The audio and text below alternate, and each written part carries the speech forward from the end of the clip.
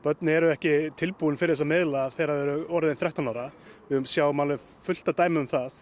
Þannig að við erum oft að tala fræðslu, en við þurfum líka að fræða þau þegar við hafi tíma til þess að fræðast áður þau fara inn á þessa miðla. Ekki bara sér hleypt inn á þessa miðla og eiga að finna út úr hlutunum.